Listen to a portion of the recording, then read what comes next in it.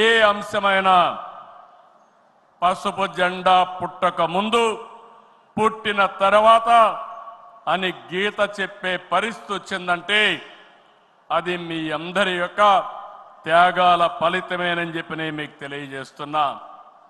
ఈరోజు నేను ఒకే ఒక విషయం మిమ్మల్ని అందరినీ కోరుతున్నాను. మనందరం కూడా రాజకీయ పాఠశాలలో అనునిత్యం విద్యార్థులమే. నేను కూడా అనేక సార్లు చెప్పాను, నేను నిత్య విద్యార్థిగా ఉంటా, ప్రతిరోజు నేర్చుకుంటా, నేర్చుకున్నది ప్రజలకు ఉపయోగపడితే దాన్ని ఆచరించే బాధ్యత నేను తీసుకుంటానని అనునిత్యం చెప్తున్నా. ఈరోజు ఇక్కడ మిమ్మల్ని చూశాను, చాలా ఆనందంగా ఉంది. ఉదయం నుంచి మీ ఉత్సాహం చూస్తే వర్షాలు పడుతున్నాయి.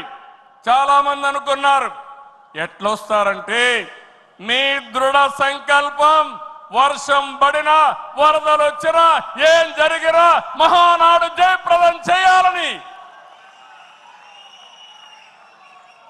మీరందరూ వచ్చారు. ఈ సందర్భంగా ఒకటే నేను ఆశిస్తున్నా, నేను ఒక సైనికుణ్ణి, నిరంతరం పోరాటం చేస్తా. నా శక్తి, నా ఆయుధాలు మీరే. మీరు నేను కలిస్తే ఇంకా అద్దు ఉండదు, ఆకాశమే అద్దుగా ఏ పనైనా చేయగలుగుతాం. సిద్ధమా అని మిమ్మల్ని అడుగుతున్నా. సిద్ధం అంటే చేలు పైకెత్తండి. ఎన్నో యుద్ధాలు చేసిన మనం,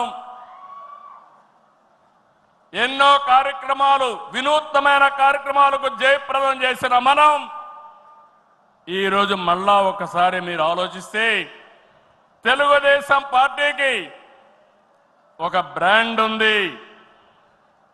నీతి నిజాయితీ రాజకీయాలు చేస్తాం, ఒక విజన్తో పనిచేస్తాం. పాజిటివ్ పాలిటిక్స్ మన విధానం. రాష్ట్రం ఫస్ట్ అనేది మన సంకల్పం. అందులో కూడా ఈ కార్యకర్తలు ఎప్పుడు కూడా జెండాను మోసిన మీరు నిరంతరం మీకు ఆ గౌరవం ఇవ్వాల్సిన బాధ్యత పార్టీ పైన ఉందని చెప్పి కూడా నేను మీకు తెలియజేస్తున్నా. ప్రతిపక్షంలో ఉండగా అవినీతి వ్యతిరేక పోరాటం చేశాం. అధికారంలో ఉంటే అవినీతి రహిత పాలన అందించాం. ప్రజల ఆస్తులు, ప్రజల హక్కులకు రక్షణ కల్పించాం. ఇకపైన చేస్తాం.